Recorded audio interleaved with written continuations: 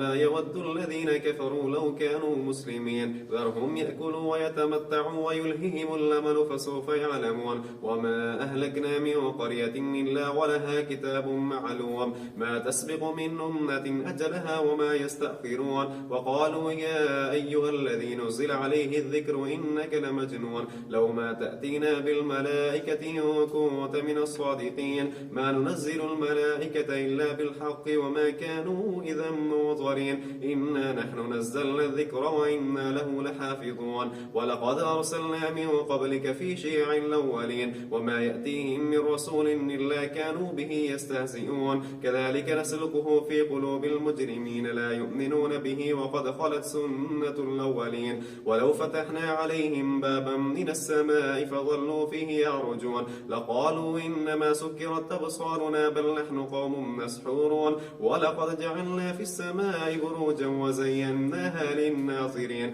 وحفظناها من كل شيطان رجيم إلا من استرق السمع فأتبعه شهاب مبين والأرض مددناها والقينا فيها رواسي وأنبتنا فيها من كل شيء موزون وجعلنا لكم فيها معايش ومن لستم له برازقين وإن من شيء إلا عندنا خزائنه وما ننزله إلا بقدر معلوم وأرسلنا الرياح لواقح فأنزلنا من السماء ماء فأسقيناكم وما أنتم له بخازنين وإنا لنحن نحيي ونميت ونحن الوارثون ولقد علمنا المستقدمين منكم ولقد علمنا المستأخرين وإن ربك ويحشرهم إنه حكيم عليم قد خلقنا الإنسان من صلصال من حمأ مسنون والجان خلقناه من قبل من نار السموم وإذ قال ربك للملائكة إني خالق بشرا من صلصال من حمأ مسنون فإذا سويته ونفخت فيه من روحي فقعوا له ساجدين فسجد الملائكة كلهم أجمعون إلا إبليس أبى أن يكون مع الساجدين قال يا إبليس ما لك ألا تكون مع الساجدين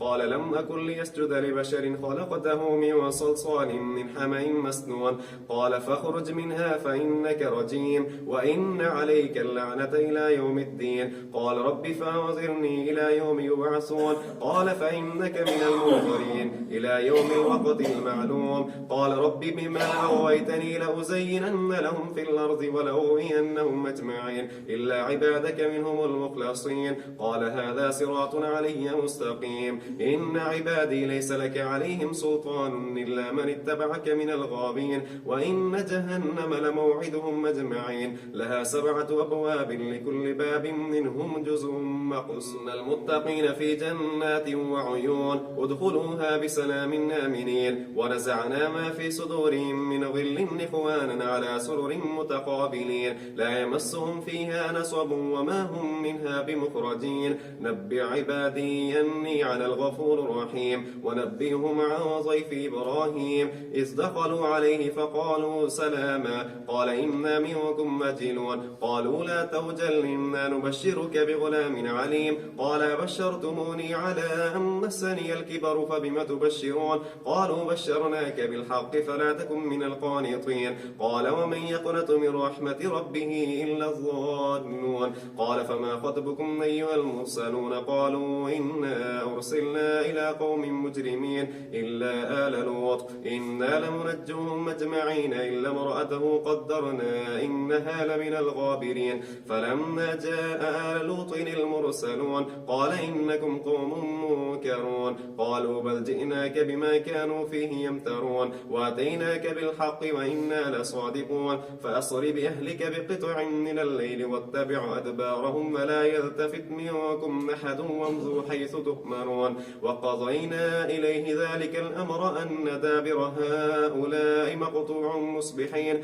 وجاء أهل المدينة يستبشرون قال إن هؤلاء ضيفي فلا تفضحون واتقوا الله ولا تخزون قالوا أولم ننهك عن العالمين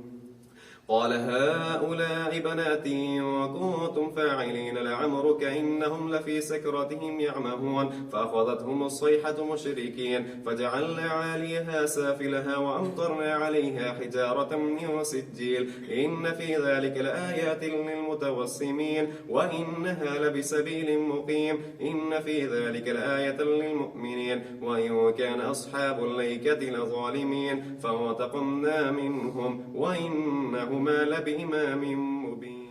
ولقد كذب أصحاب الحجر المرسلين وآتيناهم آياتنا فكانوا عنها معرضين وكانوا ينحتون من الجبال بيوتا آمنين فأخذتهم الصيحة مصبحين فما أغنى عنهم ما كانوا يكسبون وما خلقنا السماوات والأرض وما بينهما إلا بالحق وإن الساعة لآتية فاصفح الصفح الجميل إن ربك هو الخلاق العليم ولقد آتيناك سبعا من المثاني والقرآن العظيم لا تمدن عينيك إلى ما متعنا به أزواجا منهم